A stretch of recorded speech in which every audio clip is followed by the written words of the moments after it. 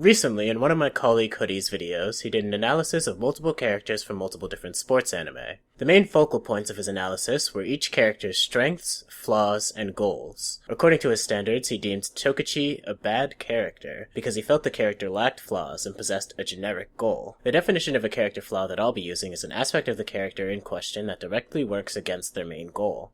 In his video, Hoodie seemed to think that Tokuchi's goal was just to win, or to make as much money as possible by winning. But that's only part of his plan to pay back his debt to Kojima. Later in the manga, there's an arc where Tokuchi takes 3 players from the minor league Lycon's team and promotes them to the major league division, taking them in on his one-outs contract as well. At first, they fail every time they're allowed to play, costing Tokuchi hundreds of millions of yen in the process. Eventually, the potential of all 3 of them is realized, and 2 of the 3 become staple powerhouses of the main string. From the very first moment that he joined the team, he realized that their biggest pitfall was the team's general lack of urgency. Tokuchi eventually has to buy the team, enabling him to make whatever managerial changes necessary, and invents a whole new system of rules just to make the Lycons stronger. He told them a professional's job isn't just to play, it's to win, and he did everything possible to incentivize them to start winning. His goal was to strengthen the team into one that would be able to win without him. At the end of the season, Tokuchi was unable to play for a number of games, allowing the rest of the team to win the championship completely on their own. This is how he intended to repay his debt to Kojima.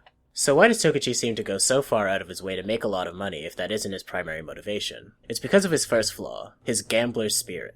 Tokuchi is a gambler at heart. Think back to the game he lost against Kojima. There was no reason to accept such a ridiculous deal, but he did it out of intrigue. The very idea of a game with such high stakes enticed Tokuchi, as well as the idea of beating Kojima and claiming his career as a prize. Tokuchi is the kind of character that deeply enjoys outsmarting those who go against him, and watching their inner turmoil as they finally piece together just how he had beaten them. The entertainment he gets from these dangerous situations encourages him to heighten the stakes however he can, such as negotiating the one-outs contract instead of taking a more traditional one. Tokuchi was already plenty wealthy before he joined the Lycons. He could have easily accepted whatever modest salary the owner intended to give him, but he instead turned his entire professional career into a game, just to make it more fun. Tokuchi broke regulation by having a merit-based salary, and painted a target on his back in the process, which the owner would aim at for most of the series. He actually started negotiating with other teams, and even a professional accident stager to have Tokuchi injured, paying off anyone he could to have Tokuchi either lose or become unable to play. A character who normally wouldn't have cared whether his team wins or loses, is now invested in ensuring the defeat of his team. The team, by the way, which Tokuchi is trying to help win in the general season.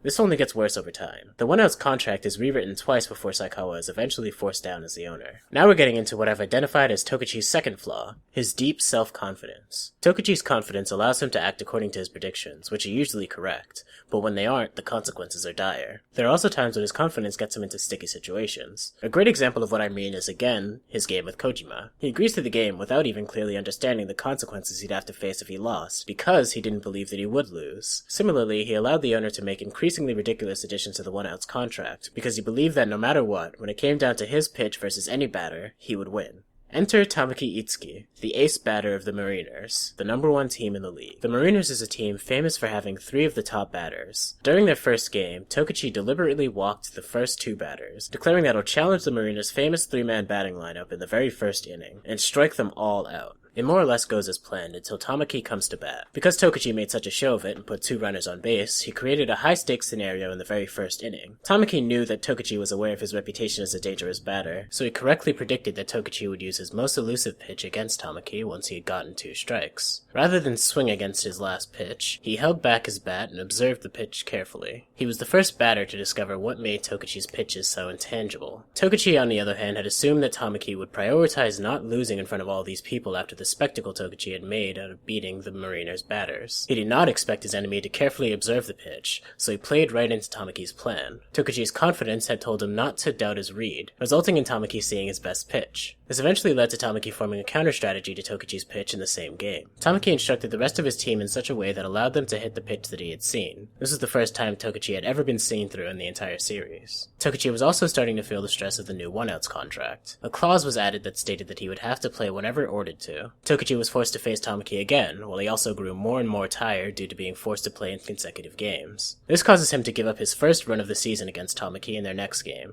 after previously shutting down every batter he had faced for 47 innings. But it didn't stop there. Tokuchi's pitching had grown sloppy, so even the regular batters of the Mariners were able to hit his pitches. Tokuchi gave up 16 runs in 4 innings, and the new one-outs contract amplified the rate to 20 times its original magnitude, meaning that he had amassed a debt of over 10 million yen in a single game. I'd argue that this is the first time Tokuchi is truly cornered in a trap of his own designing. It was thanks to luck and ingenuity that Tokuchi managed to escape this fate. Hoodie argues that the fact that the Lycons under Tokuchi's watch rarely loses a game means that Tokuchi's flaws are negligible. I would instead argue that Tokuchi simply uses his strengths to overcome his flaws. His flaws as a baseball player are that his fastballs are mediocre in terms of speed and that he lacks stamina. His strengths are that he has incredible control of the ball and the ability to predict how his enemy will think, which allows him to pitch in spots that the bat won't touch. His flaws as a person are that he's greedy, overconfident, and takes unnecessary risks, but his strengths are that he's incredibly intelligent and equally resourceful. I go so far as to say that Tokuchi's success despite his flaws are the same as Hinata from Haikyuu overcoming his shortness by running really fast and jumping really high. To Hoodie, the difference is that we see Hinata have to overcome this pitfall to be able to play volleyball competitively, while Tokuchi is able to overcome his flaws from the very beginning. But we do see Tokuchi grow over time as well. By the final stretch of the manga, Tamaki had devised a strategy to counter Tokuchi's pitches that worked perfectly. Tokuchi had to accept the fact that the league had finally caught up to him, and for the sake of his team's victory, he had to admit that his pitches weren't good enough, and stepped down as the star pitcher of the team. This type of humility is not characteristic of Tokuchi as he's first introduced to us, but he did it for the good of his team. Still, it's true that Tokuchi never loses. It's not just one-outs where this sort of thing happens. Liar Game is a manga written by the same mangaka that wrote one-outs, and there's one principle the two share. One single loss is to suffer hundreds of millions if not billions of yen of debt, so they have to win every time to survive. It's not high school volleyball, it's life or death. You could argue that not allowing for his characters to lose is a flaw of Shinobi Kaitani as a writer, but as a big fan of his work, I'd say that, like Tokuchi, his strengths outweigh his flaws.